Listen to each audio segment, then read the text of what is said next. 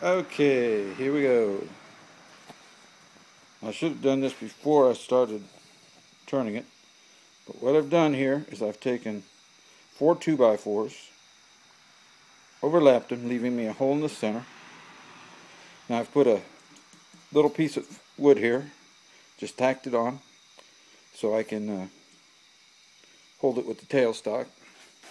And down here I'm using the chuck and the opening to hold it in place. And right now I'm going to turn it down so I have a cylinder that'll have a square hole in the middle.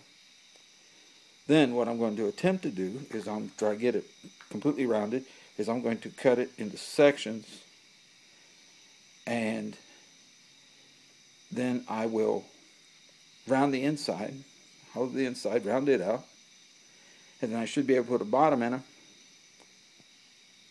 it, and turn them into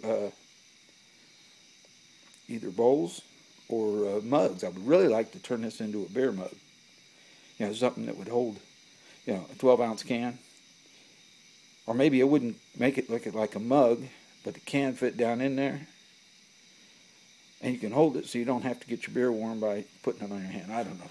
We'll see what happens. But the idea is to make them into cups or change bowls. It's just another way of doing this with some scrap that I've got. Now this is a test filming. I'm doing this with the iPhone. If I can find the mechanism I use for changing analog to digital on my laptop, then I will be able to use the actual camera I've got. Or maybe I should just break down and spend a couple $100 and get me a good Digicam. Alright? Alright. This is continuation. I started rounding it, had to cut it in half, and then had to cut it in half again.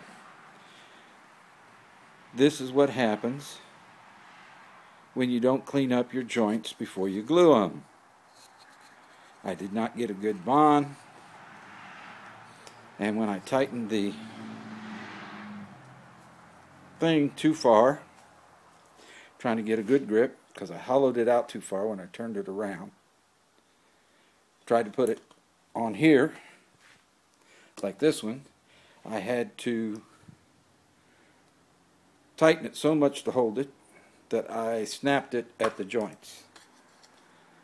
You can see the glue is still there. The wood gave away. I should have cleaned up. You can see the glue. The wood gave way. I did not have a good bond. That is all on me.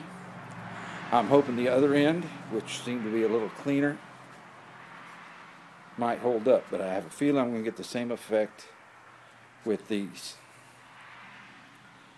If it does work out right, then these are going to end up being small, stout beer mugs.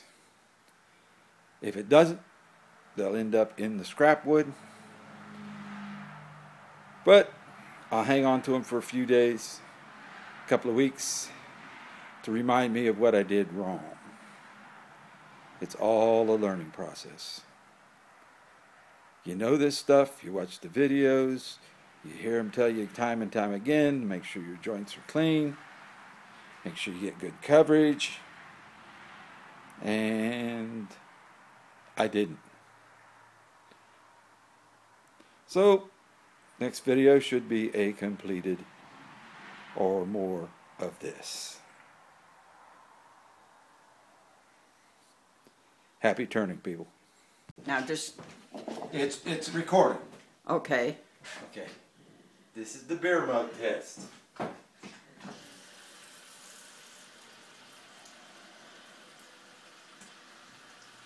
Filling it up with water. Yep. Okay. Well, it's... I think we failed. Still leaks. It leaked the first time, now it's leaking the second time. That's just a replay of the first. Oh, replay of the first, okay. Yeah, I haven't done anything to fix it. Okay. So, we missed the spot. Right there.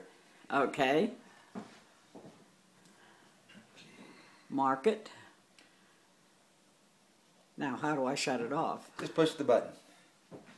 Okay. Hopefully it's fixed.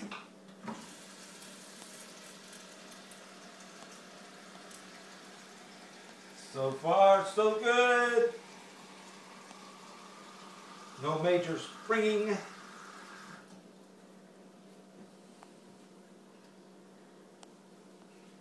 No leaks? No leaks, no seeping.